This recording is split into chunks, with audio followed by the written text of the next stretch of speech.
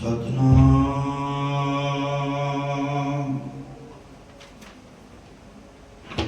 ਵਾਹਿਗੁਰੂ ਸਾਹਿਬ JIO.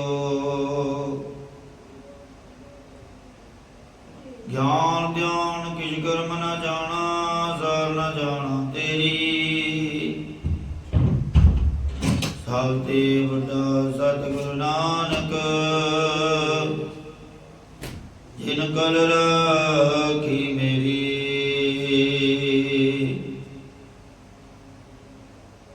ਪੂਰਾ ਪ੍ਰਭ ਆਰਾਧਿਆ, ਪੂਰਾ ਜਾ ਕਾ ਨਾਮ। ਨਾਨਕ ਪੂਰਾ ਪਾਇਆ, ਪੂਰੇ ਕੇ ਗੁਣ ਗਾਓ।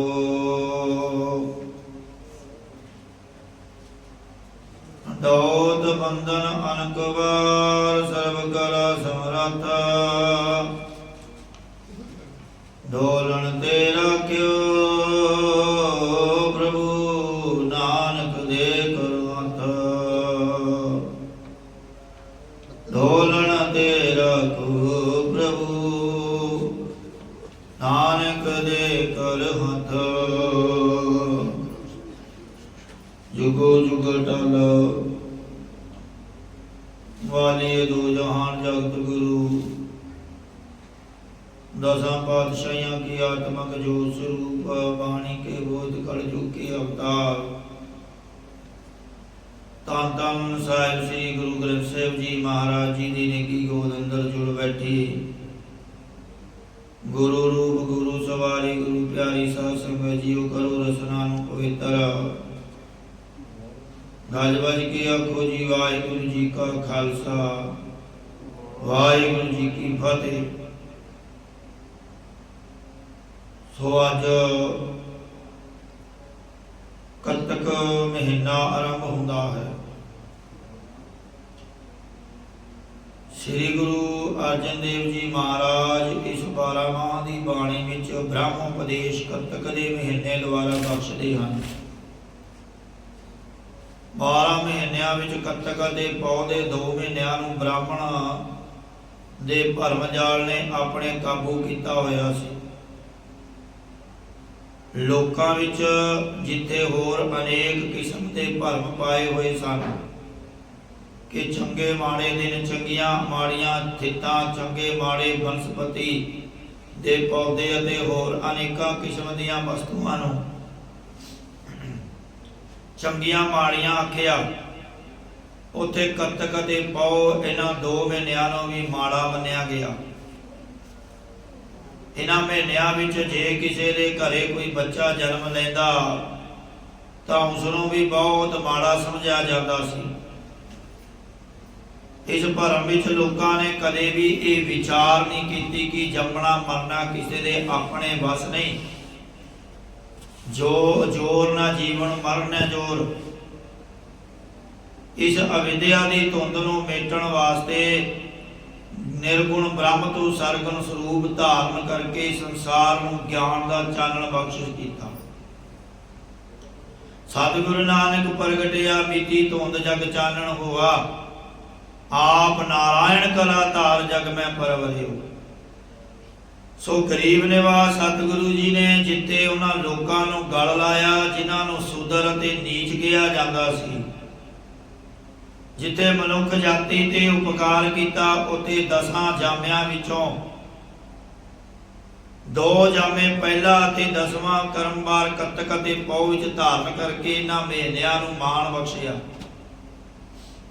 क्योंकि ये उस परमेश्वर का धर्म है, नीचो ऊंच करे मेरा गोद। कतक दे महीने हाड़ी की फसल बीजी जाती। जिस जिमीदार ने अपने खेत नूं चंगी तरह सवारिया होवे, पानी दे के ठंडा करके रखिया होवे, बाथू अक खब्बल चंगी तरह पुटिया जावे अते वेले सिर बीजिया जावे, राखी भी रखी जावे। जे उजड़न तो बच के चंगी तरह पक जावे तां वो खेती 1000 गुणा होगी फलदी।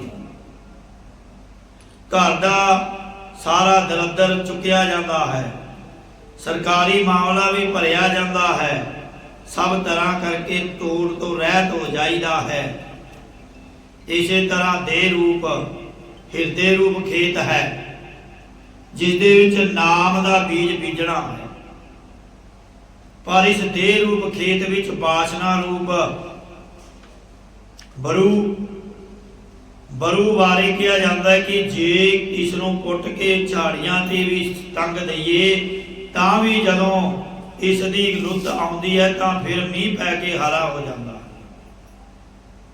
इसे तरह जो वासना रूप बरू है, इस बरू नूं विवेक रूप वर्खा लैके हिरदे विचों पुटना है। ये वासना रूप बरू जन्मां जन्मांतरां तो अपनियां जड़ां लाई बैठा है। जे इसनूं पुट दईए तां फिर भी कोई पता नहीं कि कदों जड़ां ला लवे। लोकां तो वडियाई कराउणी, धनी बनन दी इच्छा ते चंगा सन्मान होण दी इच्छा होनी, इस स्थूल वासना रूप बरू नूं जिसने पुट के सुटिया है, भाव इन्हां दा त्याग कर दिता है। इन्हां दा त्याग करके कहे कि मैं वासना त्यागियां हन, तां ये दुबारा वासना रूप बरू नूं हरा करन दे तुल है। भाव जे कोई जीव हंकार करके कहे सेवा मैं कीती है, ये काम मैं कीता है, मेरे तो बगैर ये काम चल नहीं सकता, और लोकां कोलों वडियाई कराउणी, ये सब बरू हन। ये बरू हन, नहीं पैण ते फिर मुक जांदियां। हंकार है। सूक्ष्म वासना के वेदां शास्त्रां नूं पढ़ के वासना दा त्याग कर देना ते फिर छिले कढ़ने के लोकां नूं अपने बस करिए। ये जो सूक्ष्म वासना पूरी है, ये बरू नूं हरा करना। सो बेनतियां करके इस बरू दा नाश करिए। जो काम क्रोध रूप झाड़ियां हन, इन्हां नूं धीरज रूप कई नाल पुट्टिया जावे। जो संसार के पदार्थों को मिथ्या समझना है, ये रूड़ी मसाला है। सत संतोख दे बलद लैके विचार रूप हल नाल बहाना करे ते फिर नाम दा बीज बीजे। सत संगत रूप खूह विच जप तप दे साधना नाल प्रेम दा पानी कढ के इस खेती नूं सिंजना करे। फिर संतोख दा सुहागा फेरना करिए।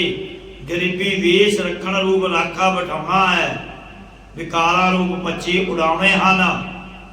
गरीबी वेश ते लगण वाली भाई गड़िया जी दी जिसने सेवा की थी, फिर वो खेती बहुत उगदी है। इस खेती नूं फिर राग दवैक रूप चूहियां तो बचाउणा है। हंकार रूप कुंगी नहीं लगण देनी। ਜਿਹੜੇ ਪੱਤੇ ਇਕੱਠੇ ਹੋਣ ਦੇ ਰੋਗਾਂ ਨੂੰ ਕੁੰਗੀ ਲੱਗਣੀ ਕਹਿੰਦੇ ਹਨ। ਜਦੋਂ ਪੱਤਾ ਮਰੋੜੀ ਖਾ ਜਾਵੇ ਉਸ ਨੂੰ ਕੁੰਗੀ ਕਹਿੰਦੇ ਹਨ। ਜੋ ਹਿਰਦੇ ਵਿੱਚ ਵਾਹਿਗੁਰੂ ਮੰਤਰ ਦੇ ਅੱਖਰ ਹਨ, ਇਹ ਬਿਰਚਾਂ ਦੀ ਨਿਆਈ ਹਨ। ਅੱਖਰ ਬਿਰਖ ਬਾਗ ਹੋਏ ਚੌਖੀ, ਸਿੰਚਤ ਭਾਉ ਕਰੇ। ਇਹ ਜੋ ਖੇਤੀ ਹੈ, ਇਸ ਨੂੰ ਸਤ ਸੰਤੋਖ ਨਿਸ਼ਕਾਮ ਸੇਵਾ रूप ਪੱਤੇ ਹਨ। करना मैत्री मुदता अपेख्या रूप टाणियां हन। फिर इस नाम रूप खेती नूं ज्ञान रूप फल लगेगा। सो इस कत्तक सद रूप रुत दा दूसरा महीना, इस रुत दा पहला महीना असू है। रुत सरद अनंबरो असू कत्तके हर प्यास जीव। महाराज कत्तक महीने दे द्वारा जीव नूं समझावना करदे हन। कत्तक कर्म कमावणे दोष न काहू जोगा। कत्तक दे महीने द्वारा उपदेश बख्शदे हन कि जो भी चंगे या मंदे कर्म करने हन, उसे अनुसार ही मंदे कर्मां दा फल दुख ते चंगे कर्मां दा फल सुख प्राप्त होता है। जीव नूं सिक्ख्या दित्ती है कि मंदे कर्म करन तो जो तेनों दुख प्राप्त हो रहा है, इस दुख का दोष दूजे दे सिर मरदा है। किसी नूं दोष देना उचित जायज नहीं है। दद्दै दोष ना देऊ किसै, दोष कर्मा अपने जो मैं किया सो मैं पाया, दोष ना दीजै अवर जना। दोष ना दीजै काऊ लोग, जो कमावन सोई भोग। जो कमाएगा, जो बीजेगा, वही वढ लेवेगा। जदों जीव पदार्थां दे स्वाद विच लग के अते अहंकार विच आके मंद कर्म कर बैठदा है, तां तदों जदों उसका फल दुख रूप होके अप्राप्त हुंदा है, तां संसार की रचना करने वाले वाहिगुरू नूं दोष दिंदा है, पर उस परमेश्वर नूं दोष देना योग नहीं है। अगे महाराज फरमान करते हैं, परमेश्वर ते भुलिया व्यापन सभे रोग। परमेश्वर परम ईश्वर वाहिगुरू तो भुलण करके इस जीव नूं सारे ही रोग लगते हैं। सारियां तो वड्डा हौमे का रोग लगता है। हौमे दीर्घ रोग है, क्योंकि साडे अंदर अज्ञान होने करके साडी बुद्धि हौमे वाली है। अंतर अज्ञान हो बुद्ध है। जिस हंगता वाली हौमे वाली बुद्धि करके असी पदार्थां नूं भोगण विच शब्द स्पर्श रूप रस गंध आदि विषयां विच लगे हुए हाँ। ते इसे करके जिस परमेश्वर ने सानू सारियां दातां दित्तियां हन, उसनूं मन विचों भुला दिता है। ते दातां नाल साडा प्रेम लग्या होया। दात प्यारी विसरिया दा तारा, जिसने दातां दित्तियां हन उसनूं भुला दिता है।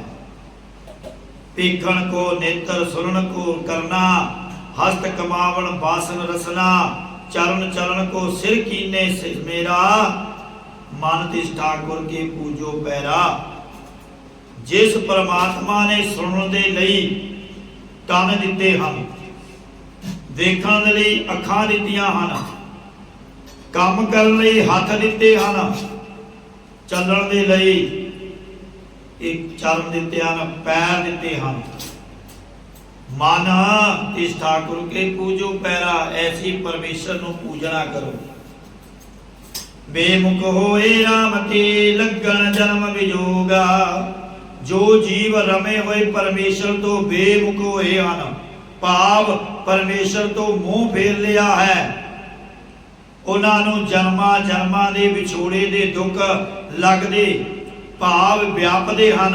84 लाख जूना भोग के फिर मनुखा शरीर मिलता है। कई जन्म पाए कीट पतंगा, कई जन्म गजमीन कुरंगा, कई जन्म पंखी सर्प होयो, कई जन्म हैबर बिरख जोयो।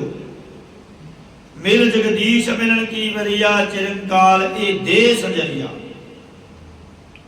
कई जन्म कीट पतंगिया दे होए, कई जन्म हाथी ते मीन किया गया मच्छी नूं, मच्छी ते कुरंगा।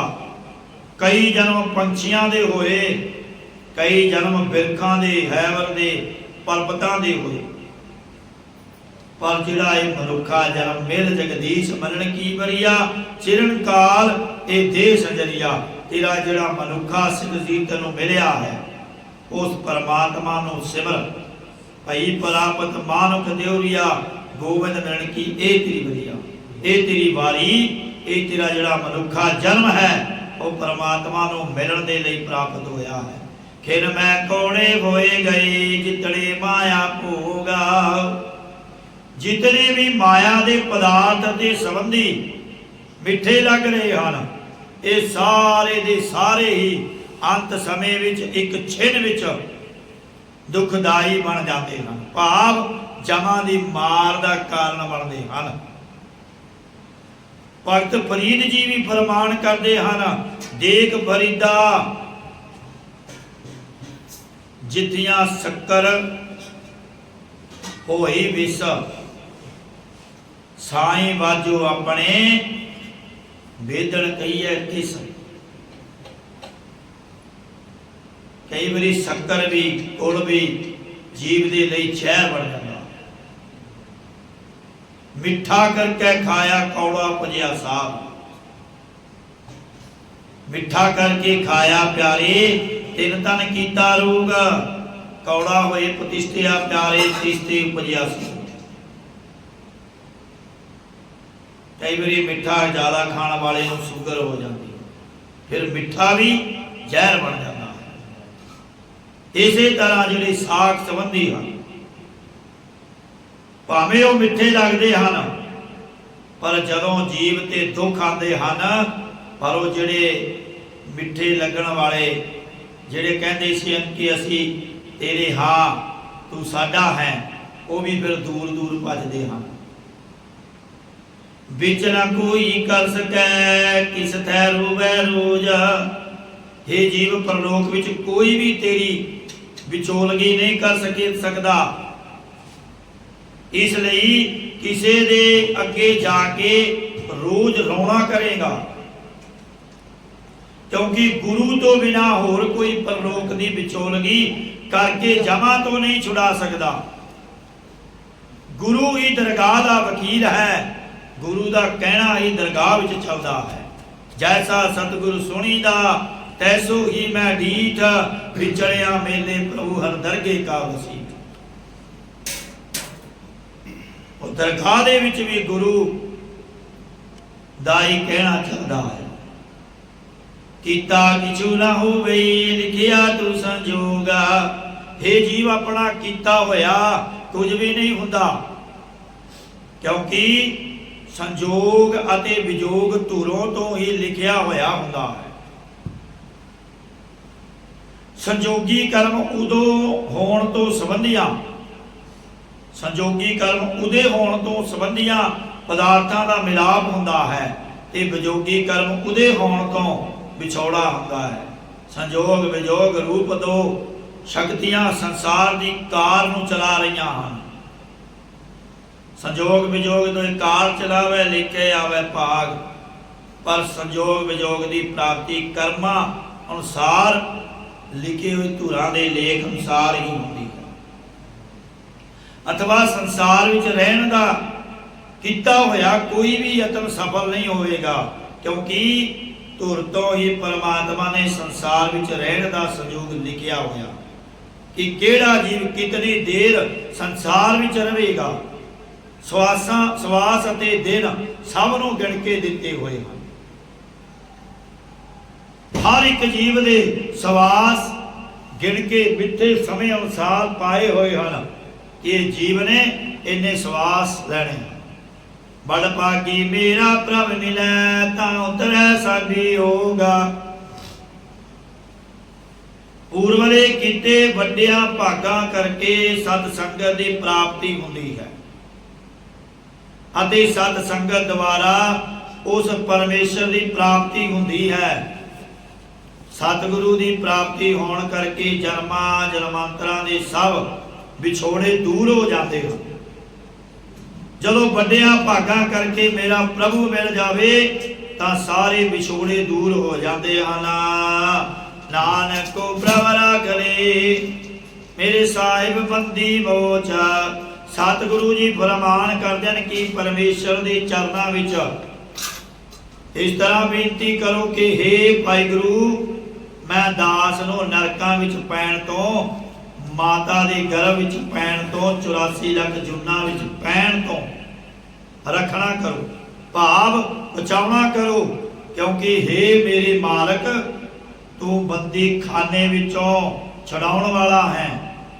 जिवें राम रूप होके रावण दे बंदी खाने विचों देवतियां नूं छुड़ाया, दुआपर युग विच कंस दी कैद तो अनेकां साधुआं ते उग्र सैन वर्गे भगतां नूं छुड़ाया, कलयुग विच गुरु नानक रूप होके बाबर दी कैद विचों अनेकां साधुआं दुखियां गरीबां नूं छुड़ाया। कद तक होवे साध संग मिन से संपे सूचा। सतगुरु जी कत्तक दे महीने की विचार समाप्त करते हुए अखिरली तुक विच फरमान करते हैं कि उन्हां दा परतक मनुखा शरीर रूप कत्तक दा महीना सफला हुंदा है, जिन्हां नूं इस महीने साध संगत की प्राप्ति होवे।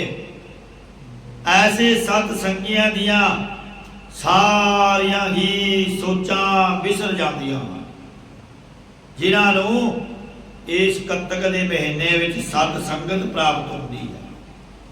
ਸਤ ਸੰਗਤ ਪ੍ਰਾਪਤ ਹੁੰਦੀ ਹੈ। ਮਹਾਰਾਜ ਜੀ ਕਹਿੰਦੇ ਕੱਤਕ ਕਰਮ ਕਮਾਵਣੇ ਦੋਸ ਨ ਕਾਹੂ ਜੋਗ।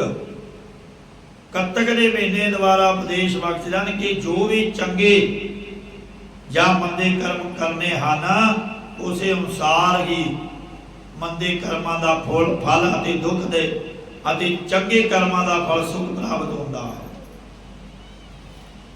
ਗੁਰਬਾਣੀ ਦੇ ਇਸ ਸਿਧਾਂਤ ਦੇ ਨਾਲ ਮਿਲਦੀ ਇੱਕ ਪੁਰਾਤਨ ਸਮੇਂ ਦੀ ਸਾਖੀ ਹੈ। ਇੱਕ ਦਿਵਿਓ ਦਾਸ ਨਾਮ ਕਰਕੇ ਬ੍ਰਾਹਮਣ ਹੋਇਆ ਹੈ, ਜੋ ਵਿਦਵਤਾ ਭਰਪੂਰ ਚੰਗੇ ਆਚਰਣ ਵਾਲਾ ਸੀ। ਇਸ ਖੱਟ ਕਰਮੀ ਬ੍ਰਾਹਮਣ ਦੇ ਪ੍ਰਭਾਵ ਨੂੰ ਲੋਕੀ ਕਬੂਲਦੇ ਸਨ। ਪਰਿਵਾਰ ਵਿੱਚ ਵੀ ਇਸ ਦੇ ਜੀਵਨ ਦਾ ਭੈ ਸੀ। ਇਸ ਦੇ ਘਰ ਇੱਕ ਲੜਕੀ ਪੈਦਾ ਹੋਈ। ਪੈਦਾ ਹੋਣ ਵਾਲੇ ਹਰ ਬੱਚੇ ਦੇ ਆਪਣੇ ਸੰਸਕਾਰ ਹੋਇਆ ਕਰਦੇ ਹਨ, ਜੋ ਦੋ ਤਰ੍ਹਾਂ ਦੇ ਹੁੰਦੇ ਹਨ। ਇੱਕ ਉਹ ਸੰਸਾਰਕ ਹਨ, ਜਿਨ੍ਹਾਂ ਦਾ ਰੂਪ ਕੱਚਾ ਬਣਿਆ ਹੈ। ਦੂਜੇ ਉਹ ਸੰਸਾਰਕ ਹਨ, ਜੋ ਦ੍ਰਿੜ ਭਾਵ ਪੱਕੇ ਸੰਸਕਾਰ ਕਹੇ ਜਾਂਦੇ ਹਨ। ਜੀਵ ਦਾ ਜਨਮਾਂਤਰਾਂ ਦਾ ਇਕੱਠਾ ਕੀਤਾ ਸੰਸਕਾਰਾਂ ਦਾ ਧਨ ਹੈ। ਦ੍ਰਿੜ ਸੰਸਕਾਰ ਵਿਚਲੇ ਜਨਮਾਂ ਦੇ ਭਾਵੇਂ ਚੰਗੇ ਹੋਣ ਭਾਵੇਂ ਮੰਦੇ, ਬਾਰੇ ਬਦਲਿਆ ਨਹੀਂ ਕਰਦੇ। ਜਿਵੇਂ ਹਰ ਇੱਕ ਚੀਜ਼ ਦੇ ਪੈਦਾ ਹੋਣ ਵਿੱਚ ਵੱਖਰਾ ਵੱਖਰਾ ਨਿਯਮ ਹੈ ਕਿ ਕਿਸੇ ਵੀ ਕਰਮ ਨੂੰ ਬਾਰ-ਬਾਰ ਕਰਨ ਨਾਲ ਸੁਭਾਅ ਬਣਦਾ ਹੈ। ਪਹਿਲਾਂ ਇਹ ਸੁਭਾਅ ਕੱਚੇ ਰੂਪ ਵਿੱਚ ਹੁੰਦਾ ਹੈ, ਉਦੋਂ ਉਸ ਨੂੰ ਕੱਚੇ ਸੰਸਕਾਰ ਕਿਹਾ ਜਾਂਦਾ ਹੈ। ਜਦੋਂ ਸੁਭਾਅ ਪੱਕ ਜਾਵੇ ਤਾਂ ਉਸ ਦੇ ਸੰਸਕਾਰ ਇਤਨੇ ਦ੍ਰਿੜ ਹੋ ਜਾਂਦੇ ਹਨ ਕਿ ਜਨਮ ਬਦਲਣ ਤੇ ਵੀ ਨਹੀਂ ਬਦਲਦੇ। ਗਿਆਨ ਦੀ ਸੂਖਮ ਅੰਸ਼ ਦਾ ਨਾਮ ਸੰਸਕਾਰ ਹੈ। ਇਹ ਸੰਸਕਾਰ ਇੱਕ ਜਨਮ ਤੋਂ ਦੂਸਰੇ ਤੋਂ ਅਨੇਕਾਂ ਜਨਮਾਂ ਤੱਕ ਅਸਰ ਕਰਦੇ ਹਨ। ਇਸ ਲਈ ਜਦ ਜੀਵ ਜਨਮ ਲੈਂਦਾ ਹੈ, ਕੁਝ ਸੰਸਕਾਰ ਉਸਦੇ ਆਪਣੇ ਹੁੰਦੇ ਹਨ, ਕੁਝ ਮਾਤਾ ਦੀ ਪੀਠ ਵਿੱਚ, ਕੁਝ ਪਿਤਾ ਦੇ ਆਂਗਣ ਵਿਹੜੇ ਵਿੱਚ, ਕੁਝ ਅਧਿਆਪਕਾਂ ਕੋਲੋਂ ਨਵੇਂ ਸੰਸਕਾਰ ਬਣਦੇ ਹਨ। ਸੋ ਇਸ ਬ੍ਰਾਹਮਣ ਦਿਵਿਓ ਦਾਸ ਨੇ ਯਤਨ ਕੀਤਾ ਕਿ ਮੈਂ ਆਪਣੀ ਲੜਕੀ ਨੂੰ ਧਾਰਮਿਕ ਸੰਸਕਾਰ ਦਿਆਂ, ਜਿਸ ਕਰਕੇ ਮੇਰੀ ਬੇਟੀ ਧਰਮ ਵਿੱਚ ਪਰਪੱਕ ਹੋ ਜਾਵੇ ਤੇ ਲੋਕਾਂ ਲਈ ਇੱਕ ਮਿਸਾਲ ਬਣ ਜਾਵੇ। ਕਿਉਂਕਿ ਨੇਕ ਸੰਤਾਨ ਦਾ ਜਸ ਮਾਤਾ ਪਿਤਾ ਨੂੰ ਜਾਇਆ ਕਰਦਾ ਹੈ ਅਤੇ ਭੈੜੀ ਸੰਤਾਨ ਦਾ ਅਪਜਸ ਵੀ ਮਾਤਾ ਪਿਤਾ ਨੂੰ ਹੀ ਜਾਂਦਾ ਹੈ। ਇਸ ਲਈ ਚੰਗੇ ਮਾਤਾ ਪਿਤਾ ਆਪਣੀ ਸੰਤਾਨ ਨੂੰ ਵੀ ਚੰਗੀ ਬਣਾਉਣ ਦੇ ਯਤਨਾਂ ਵਿੱਚ ਰਹਿੰਦੇ ਹਨ। ਇਸ ਬ੍ਰਾਹਮਣ ਨੇ ਵੀ ਇਹ ਯਤਨ ਆਰੰਭਿਆ ਤਾਂ ਪਿਛਲੇ ਜਨਮਾਂ ਦੇ ਭੈੜੇ ਦ੍ਰਿੜ ਸੰਸਕਾਰਾਂ ਦੇ ਕਾਰਨ ਇਹ ਲੜਕੀ ਉੱਪਰੋਂ ਧਰਮੀ ਹੋਣ ਦਾ ਵਿਖਾਵਾ ਕਰਦੀ ਰਹੀ ਕਿ ਮੇਰਾ ਪਿਤਾ ਨਾਰਾਜ਼ ਨਾ ਹੋਵੇ। ਸਰੀਰ ਦੇ ਜਵਾਨ ਹੋਣ ਨਾਲ ਇਸ ਦੀਆਂ ਭੈੜੀਆਂ ਵਾਸਨਾਵਾਂ ਵੀ ਜਵਾਨ ਹੁੰਦੀਆਂ ਗਈਆਂ। ਇਸ ਦੀਆਂ ਹਰਕਤਾਂ ਨੂੰ ਵੇਖ ਕੇ ਇਸ ਦੇ ਪਿਤਾ ਨੇ ਇਸ ਦੀ ਸ਼ਾਦੀ ਕਰਨ ਦਾ ਵਿਚਾਰ ਕਰ ਲਿਆ। ਇੱਕ ਘਰ ਵਿੱਚ ਇਸ ਦਾ ਰਿਸ਼ਤਾ ਪੱਕਾ ਕਰ ਦਿੱਤਾ। ਜਦੋਂ ਸ਼ਾਦੀ ਦਾ ਸਮਾਂ ਆਇਆ ਤਾਂ ਫੇਰਿਆਂ ਦੇ ਸਮੇਂ ਹੀ ਉਸ ਦਾ ਪਤੀ ਮ੍ਰਿਤੂ ਨੂੰ ਪ੍ਰਾਪਤ ਹੋ ਗਿਆ। ਫਿਰ ਹੋਰ ਜਗ੍ਹਾ ਰਿਸ਼ਤਾ ਕੀਤਾ ਤਾਂ ਉਹ ਵੀ ਫੇਰਿਆਂ ਦੇ ਸਮੇਂ ਹੀ ਮਰ ਗਿਆ। ਇਸ ਤਰ੍ਹਾਂ ਇਸ ਦੇ 21 ਪਤੀ ਫੇਰਿਆਂ ਦੇ ਸਮੇਂ ਹੀ ਮ੍ਰਿਤੂ ਨੂੰ ਪ੍ਰਾਪਤ ਹੋ ਗਏ। ਤਾਂ ਵਿਦਵਾਨ ਬ੍ਰਾਹਮਣ ਨੇ ਸੋਚਿਆ ਕਿ ਇਸ ਦਾ ਕੋਈ ਪੂਰਬਲਾ ਪਾਪ ਹੀ ਐਸਾ ਕੀਤਾ ਹੋਇਆ ਹੈ, ਜਿਸ ਕਰਕੇ ਹੁਣ ਇਸ ਨੂੰ ਘਰ ਰੱਖਣਾ ਯੋਗ ਨਹੀਂ ਹੈ। ਸੋ ਬ੍ਰਾਹਮਣ ਨੇ ਲੜਕੀ ਜੰਗਲ ਵਿੱਚ ਛੱਡ ਦਿੱਤੀ ਕਿ ਤੂੰ ਪ੍ਰਭੂ ਦਾ ਨਾਮ ਜਪ ਤਾਂ ਕਿ ਤੇਰੇ ਪਾਪਾਂ ਦੀ ਨਿਵਰਤੀ ਹੋ ਸਕੇ। ਜਦੋਂ ਪਿਤਾ ਨੇ ਇਸ ਨੂੰ ਜੰਗਲ ਵਿੱਚ ਭੇਜ ਦਿੱਤਾ ਤਾਂ ਇਹ ਨਾਮ ਜਪਣ ਦੀ ਥਾਂ ਤੇ ਆਪਣੇ ਪਿਤਾ ਨੂੰ ਅਤੇ ਪਰਮਾਤਮਾ ਨੂੰ ਬੁਰਾ ਭਲਾ ਕਹਿਣ ਲੱਗੀ ਤੇ ਉੱਚੀ ਉੱਚੀ ਰੋਣ ਲੱਗੀ। ਤਾਂ ਇਸ ਦੇ ਨੇੜੇ ਦਰਖਤ ਉੱਤੇ ਤੋਤਾ ਤੋਤੀ ਦਾ ਜੋੜਾ ਬੈਠਾ ਸੀ, ਜਿਨ੍ਹਾਂ ਨੂੰ ਪਿਛਲੇ ਜਨਮਾਂ ਦੀ ਯਾਦ ਸੀ, ਪਰ ਕਿਸੇ ਪਾਪ ਕਰਕੇ ਜਨਮ ਮਿਲਿਆ ਸੀ। इसनों रोंदी वेख के ओह कहन लगे, जे तेनों ये दुख मिलिया है उस विच परमात्मा जां तेरे पिता का कोई कसूर नहीं, ये तेरे कर्मां दा दोष है। तां कहन लगी कि मैं सारी उम्र कोई ऐजा पाप नहीं किया जिसकी मैनू इतनी बड़ी सजा मिले। तां तोते ने कहा कि इस जन्म की गल नहीं, ये तेरे पिछले जन्म विच किते हुए पाप का फल है। तोते ने सारी पिछले जन्म की वार्ता उस लड़की को सुनाई। पिछले जन्म विच भी एक ब्राह्मण की लड़की सी।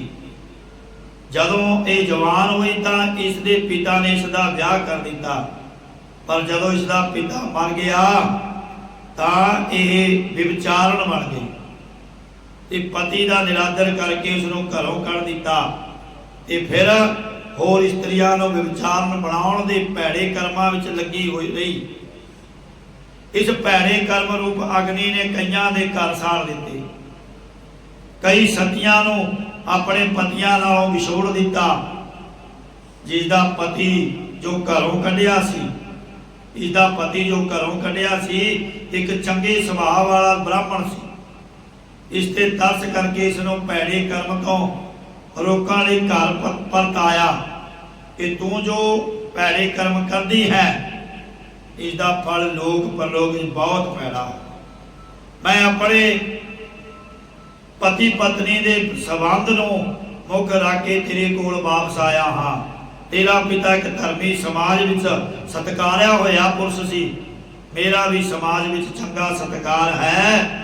क्यों दोनों खानदानां दी इज्जत मिट्टी विच मिलाउण लगी है।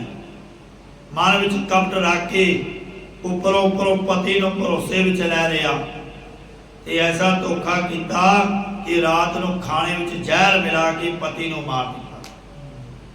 जदों धर्मराजे कोल लेखा होया तां इसदे कर्मां अनुसार धर्मराज ने सजा दे दिती कि आउंदे जन्म विच पति नूं तरसदी रहेगी, पति प्राप्त नहीं होवेगा। सो आउंदे जन्म विच ब्राह्मण की पुत्री बनी। ये जो तेरे पति मरे हैं ना वही पुरुषां जिन्हां नाल तू पति नूं त्याग के विषे रस मानना कीता। माली रोवै नाहीं पतार, नानक दुखिया सब संसार। विषे रस भोगना कीते पिछले कर्म अनुसार ही उन्होंने उम्र इतनी लिखी सी कि वो साधी समय मरते रहे। तू भी अपने कर्मां दी सजा पा रही है।